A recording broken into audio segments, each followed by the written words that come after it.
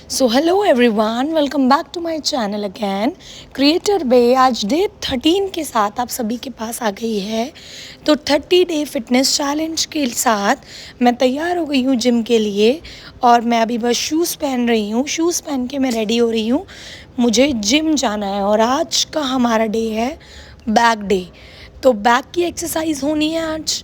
तो देखते हैं कि किस तरीके से एक्सरसाइज होती है। तो रोज़ जिम में वीडियोस बनाने में मुझे प्रॉब्लम होती है, तो आज मैंने अपने साथ अपना स्टैंड भी रख लिया।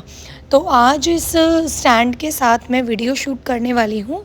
हम जिम पहुँच गए हैं। जिम में सबसे पहले मैंने अपना ये साइकिलिंग का पार्ट किया, अपना कार्डियो सेशन किया, क्योंकि आप सब जानते हैं मैं पहले कार्डियो करती हूँ, उसके बाद ही मैं अपनी एक्सरसाइजेस पे आती हूँ। ठीक है, फिर उसके बाद मैंने सोचा था कि मैं ट्रेडमिल करूँगी, बट किसी वजह से ट्रेडमिल ख़राब हो गई थी और मैं ट्रेडमिल नहीं कर पाई। फिर मैंने साइकिलिंग करी। साइकिलिंग आप सब देख सकते हैं। साइकिलिंग का मेरा रूटीन मैंने आपको पहले भी डिस्कस किया हुआ है कि 2 मिनट्स में नॉर्मल करती हूँ, 2 मिनट्स में रनिंग मोड पे करती हूँ और 2 मिनट्स में साइकिलिंग जो है वो इंक्लाइन मोड पे चलाती हूँ। तो साइकिलिंग करने से आपको पता ही एक बेस्ट एक्सरसाइज है। फिर उसके बाद मैंने स्किपिंग करी, आप देखेंगे टाइम लैप्स में मैंने वीडियो बनाई थी। फिर उसके बाद हम आते हैं बैक की अपनी फ़र्स्ट एक्सरसाइज पे। आप देख सकते हैं मैं अपनी फ़र्स्ट एक्सरसाइज मैंने बैक की करी। आज मैं बालों को टाई करके आई थी, ब्रेड बना कर आई थी, क्योंकि बाल जब फंसते हैं तो वो थोड़ी सी प्रॉब्लम होती है। उसके बाद मैंने अपनी सेकंड एक्सरसाइज करी, आप देख सकते हैं। सेकंड एक्सरसाइज मैं किस तरीके से करूँगी। इस एक्सरसाइज के लिए पॉस्चर मेंटेन होना काफ़ी ज़्यादा ज़रूरी है, क्योंकि जब तक आप पॉस्चर में इस एक्सरसाइज को नहीं करेंगे तो आपकी बैक पे असर नहीं पड़ेगा, और बैक पे असर नहीं करेगा तो आपकी बैक जो है वो बिल्ड नहीं होगी। तो इसलिए इस एक्सरसाइज को बड़े ही आराम से और बड़े ही मेंटेनेंस के साथ करना पड़ता है। आप देख सकते हैं मैं इसको किस तरीके से कर रही हूँ। इस एक्सरसाइज की मैंने 10-10 के 3 रैप्स किए थे और वेट को मैंने रेगुलर बढ़ाया था। उसके बाद नेक्स्ट एक्सरसाइज के लिए आई, ये चश्मा मैंने साइड में रख दिया। और अभी भी आप मेरा बेली फैट देख पा रहे होंगे, थोड़ा सा है, और बाय द टाइम ठीक हो जाएगा वो, क्योंकि मेरी मेहनत पूरी दिख रही है आपको। मैं तरीके से जिम कर रही हूँ। आज स्टैंड है तो इसलिए आपको एक्सरसाइजेस भी दिख रही हैं। आप देख पा रहे हैं कि मैं कौन कौन सी एक्सरसाइजेस कर रही हूँ। अब मैं ट्राई करूँगी कि मैं रेगुलर बेसिस पे स्टैंड ही लेके जाया करूँ। आप देख सकते हैं ये एक्सरसाइज में भी मैंने 10-10 के 3 रैप्स किए थे, और एक रैप मैंने एक्स्ट्रा किया था ताकि उसमें मैं अपनी पोस्चर को ठीक कर सकूं। फिर उसके बाद नेक्स्ट एक्सरसाइज करी मैंने अपनी वन आर्म हम कहते हैं इसको।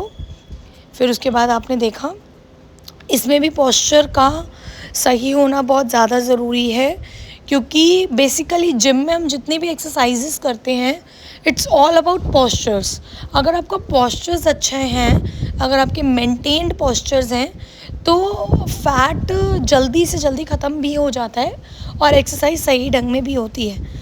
तो पोस्चर्स को मेंटेन करके एक्सरसाइज करना इट्स वेरी डिफ़िकल्ट टास्क, और मैं इन्हीं पोस्चर्स पे आजकल काम कर रही हूँ कि मेरे पोस्चर्स ठीक रहें। ये मैंने दूसरा सेट किया है इसके मैंने 3 सेट करे। मैंने जो 3 सेट करे वो पहला सेट मैंने 5 से किया, उसके बाद मैंने 7.5 लिया, और लास्ट सेट जो मैंने अपना करा वो 10 के डंबल से किया। आप देख सकते हैं, आप भी इसे अपने जिम रूटीन में फॉलो अप कर सकते हैं। तो इसी तरीके से मैंने वन आर्म भी दोनों हाथों से कर लिया। अब बारी आती है, मैंने मैट भी बिछा लिया था, क्योंकि मैंने सोचा था कि मैट की 1-2 एक्सरसाइजेस भी कर लेते हैं। आपने देखा बेली फैट बहुत है, तो उस बेली फैट को कम करने के लिए मैट एक्सरसाइजेस करना बहुत ज़्यादा ज़रूरी है, उस मेंटेनेंस को करने के लिए। तो हाथ आप मेरे देख सकते हैं एक्सरसाइज कर कर के, देखो बिल्कुल रफ़ हो चुके हैं, बट कोई बात नहीं, मेहनत का फल जल्दी मिलेगा। एक एक्सरसाइज मेरी बची हुई थी जिसको हम डेडलिफ्ट कहते हैं। ये अभी मैं प्रॉपर डेडलिफ्ट नहीं कर रही हूँ, ये अभी मैं पॉस्चर सीख रही हूँ। तो आज मैंने just for a trial, just for practice मैंने इसको करा है। तो आप देख सकते हैं मैं पॉस्चर सीखने की कोशिश कर रही हूँ। पहले मैं लास्ट जब मैंने इस एक्सरसाइज को किया था तो मैंने इसमें अपने पहले वाले जिम में मैंने 80 केजी तक उठाया हुआ है। तो यहाँ तो थोड़ा टाइम लगेगा, दोबारा से पॉस्चर सीखना पड़ रहा है। आप देखोगे मैं कितनी कॉन्शियस तरीके से इसको कर रही हूँ, क्योंकि इंजरी होने का डर सबसे ज़्यादा रहता है डेडलिफ्ट में, और ज़्यादातर लोगों की जो बैक पेन रहता है वो डेडलिफ्ट के कारण हो जाता है। तो इसलिए मैंने कम करा, लेकिन इस एक्सरसाइज़ को मैंने बड़े ही आराम से किया। उसके बाद मैं मैट पे फिर आ गई और मैंने हाफ़ क्रंचेस किए, आप देख सकते हैं। फिर उसके बाद मैंने अपने देखिए एक्सरसाइज़ देखिए, फ़ोन भी गिर गया, ठीक है। एक्सरसाइज़ मैंने एटलीस्ट 100 रैप्स किए। फिर उसके बाद फिर मैंने एक्सरसाइज़ चेंज करी, जितना हो सका मैंने मैट करने की कोशिश करी है। अब देखिए मैंने एक्सरसाइज़ फिर चेंज करी, हालत मेरी देखिए बिल्कुल ख़राब हो चुकी है, लेकिन मैट एक्सरसाइज़ में नहीं रोकूँगी। एक मेरी बैक की लास्ट एक्सरसाइज़ बची थी, मैं उसको करने आ गई थी। ये एक्सरसाइज़ भी काफ़ी अच्छी है, बैक में डायरेक्ट अफेक्ट करती है ये। तो I will be highly recommend कि आप इस एक्सरसाइज़ को ज़रूर करेंगे जब भी आप बैक की एक्सरसाइज़ कर रहे हो। तो मैं बड़े ही डेडिकेटेडली इन एक्सरसाइजेस को कर रही हूँ, बिकॉज़ 30 डेज़ में देखना चाहती हूँ कि कितना मेरा वेट कम हुआ है और कितनी मेरी बॉडी की जो विड्थ जो है, मेरी विड्थ बहुत ज़्यादा है, उसको मैं कम भी करना चाहती हूँ, वेस्ट साइज़ भी कम करना चाहती हूँ। तो please ignore my belly fat now. अच्छा रिवर्सिबल आने वाला है इसका। तो दोबारा से मैं इस एक्सरसाइज़ को करने लगी। मैंने कहा हाफ़ क्रंचेस थोड़े से और कर लेती हूँ, तो हाफ़ क्रंचेस करने लगी। आप देख सकते हैं थोड़ा टाइम लगेगा, but by the time exercises करते करते मुझे ऐसा लगता है कि एक ऐसा टाइम आएगा कि बहुत ईज़िली मैं जो टारगेट है मेरा, मैं उसे अचीव कर लूँगी। तो तब तक कोई बात नहीं, वेट करते हैं। अच्छी चीज़ों को होने में बहुत टाइम लगता है, तो इसी टाइम के इंतज़ार को करते हुए मैं वेट करूँगी और मैं एक्सरसाइज़ डेली करूँगी, मैं बिल्कुल नहीं रुकूँगी। तो एक्सरसाइजेज़ आप देख रहे हैं मैं कर रही हूँ।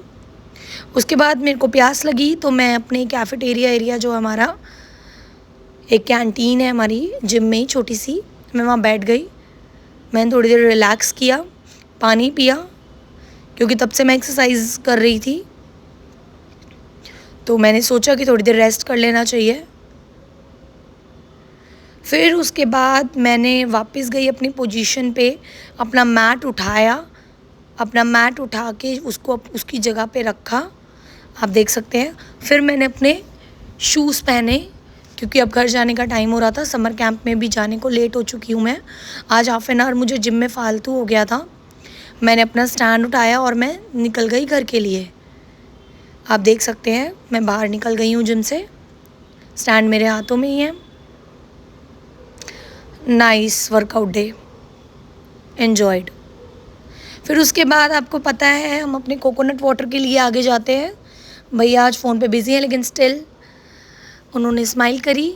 फिर हमने अपना कोकोनट वाटर पिया, क्योंकि कुछ चीज़ें मैंने अपनी डाइट में बिल्कुल ऐड कर ली है कि ये चीज़ तो करनी ही करनी है। फिर उसके बाद हम घर के लिए निकल गए हैं। अब समर कैंप की ओर मैं जा रही हूँ, बच्चे मेरा वेट कर रहे हैं।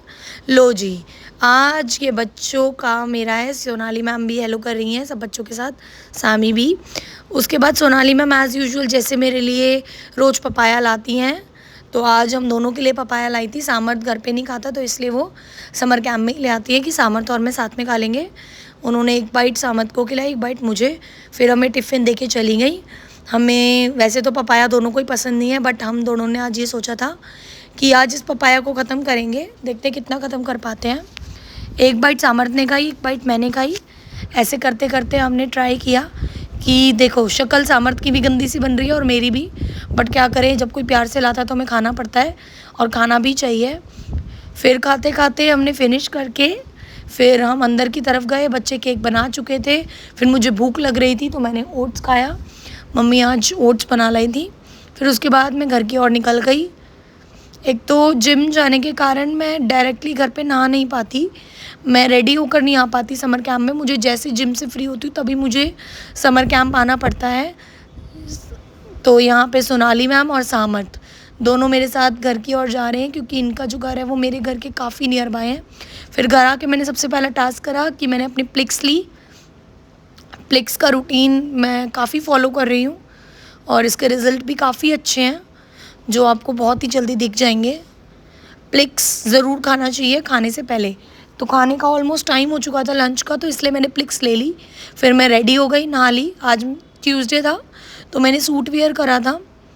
तो जब मैं रेडी हो रही थी तो तभी मैंने देखा कि मेरे चैलेंजेस भी मैं काफ़ी हद तक पूरे कर रही हूँ। तो आज भी मेरा डे 13 है, तो मैंने अपना चैलेंज देखा।